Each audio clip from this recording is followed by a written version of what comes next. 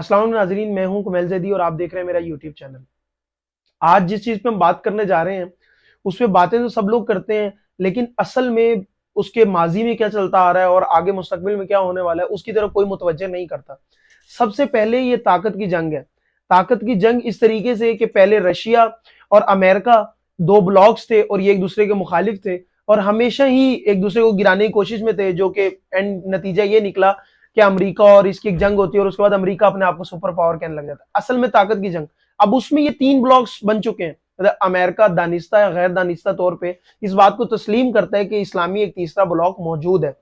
इस्लामी तीसरा ब्लॉक मौजूद होने से मुराद ये नहीं है कि वो जो ओआईसी के अंदर सारे ममालिक जमा होते हैं, उन्हें उससे खतरा नहीं है। उन्हें खतरा किन ममालिक से है? उन्हें खतरा है ईरान से या पाकिस्तान से। इसराइली सदर का इंटरव्यू किया जाता है, उनसे पूछा जाता है कि आप अपनी आने वाली जनरेशन के लिए मुश्किल किस बात को समझते हैं? तो वो कहते हैं आने वाली जनरेशन के लिए सबसे ज्यादा मुश्किल बात यह है कि जो इस्लामी ममालिक एटमी प्रोग्राम पे काम कर रहे हैं, सबसे ज्यादा मुश्किल हमें उससे दरपेश होगी।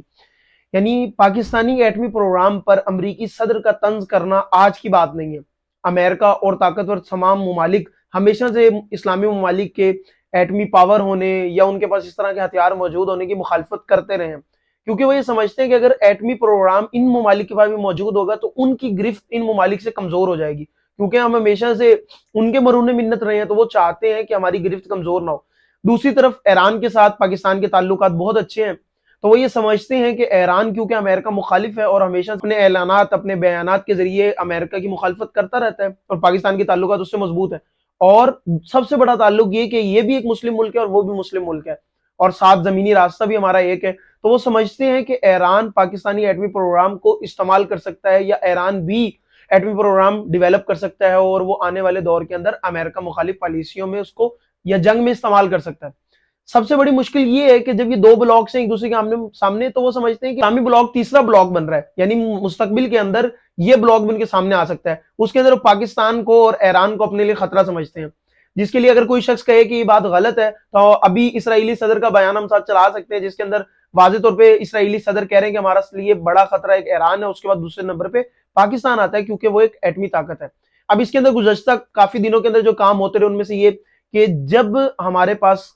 खजाना खाली होने लगा और आईएमएफ के पास हम लोग गए, तो हम लोग जब दिवालिया होने वाले थे, तो सबसे पहले अमरीकी सहाफियों ने, आप उनके ट्वीट्स पढ़ सकते हैं, अमरीकी सहाफियों ने और मुख्तलिफ ममालिक के सहाफियों ने लिखना शुरू किया पाकिस्तान के बारे में कि अगर पाकिस्तान के अंदर भूख या कहत साली होती है, जरिए माश को तंग हो जाते हैं, तो सबसे बड़ा खतरा पाकिस्तान के एटमी प्रोग्राम से हमें है, क्योंकि वो भी फिर मतलब यानी एटमी प्रोग्राम को संभालने के लिए जो वसाइल दरकार है वो पाकिस्तान के पास नहीं रहेंगे। तो हमेशा से वो पाकिस्तान को पसमानदा इस वजह से रखते हैं कि वो चाहते हैं कि एटमी प्रोग्राम किसी तरीके से पाकिस्तान से तल्फ किया जाए या पाकिस्तान से उस एटमी प्रोग्राम को ले जाया जाए, ताकि पाकिस्तान में एटमी प्रोग्राम मौजूद ना रहे। उसकी बुनियादी वजह ये नहीं है कि पाकिस्तान ने अमेरिका को धमकी दे दी है या अमेरिका ने कुछ किया, इसकी बुनियादी वजह ये है कि वो इस्लामी ममालिक में पाकिस्तान को अपने लिए खतरा समझते हैं, क्योंकि पाकिस्तानी पहली इस्लामी एटमी ताकत है और उन्हें ये मुश्किल भी है कि अगर इसी तरीके से इस्लामी ममालिक एटमी पावर हासिल करते रहे तो इनके पास तो जज्बा इस्लाम भी है और ये वो जो तो जिस तरह की वो बातें सोचते हैं, तो ये हमारे मुखालिफ आ सकते हैं। सबसे बड़ी जंग यहाँ पे ताकत की जंग है।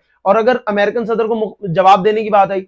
हमारे वजीर खारजा ने कहा कि उनको तलब करेंगे, हम उनसे पूछेंगे जवाबात इस तरीके से नहीं दिए जाते, इस तरीके से दिए जाते हैं जैसे किसी और मुल्क के अंदर कोई मसला होता है और अमेरिका वहां पे कोई पॉलिसी बनाने की बात करता है, तो वो कहते हैं कि अब अगर तुम आओगे तो वो दौर गुजर गया है कि तुम आओगे और मार के चले जाओगे, अब ऐसा नहीं होगा, तुम आओगे तो मार खाओगे। यानी बयानात उस तरीके से। लेकिन जाहिर सी बात है, जब हमने उनसे कर्ज लिया हुआ होगा या हम उनके आगे झुके हुए होंगे, तो किस तरीके से हम उन्हें इस तरह के बयानात दे सकते हैं? वो कुछ भी कहें तो हमें खामोशी से बर्दाश्त करना पड़ेगा, क्योंकि हम उन्हीं के मरोने मिन्नत है। तो उसके बाद हुकूमत और हमारे वजीर खारजा से गुजारिश है कि आप जिस तरह के बयानात दे रहे हैं, ये किस तरह के बयानात हैं कि एक शख्स आता है कि अमेरिकन सदर ने ये जो बयान दिए गैर रस्मी सी नशिस्त थी, उसके अंदर बयान दिया, ये कौन सी बातें हैं? आप तो उसी नाना के नवासे हैं जो नाना यूएनओ के अंदर खड़ा होकर कह देता था कि हम नहीं मानते आपकी पॉलिसीज को, हम बाहर निकलते हैं। आप जितना इनके आगे झुकेंगे आपको झुकाते रहेंगे। ये ऐसे नहीं है, मतलब आप बिल्कुल लेट भी आपको अपने लिए खतरा ही समझेंगे और आप ये छोड़ देंगे। अगर आप इनके आगे झुक के रहेंगे, इनकी बात मानेंगे, तो शायद ये आपको तस्लीम कर लें, ऐसा हरगिज मुमकिन नहीं है।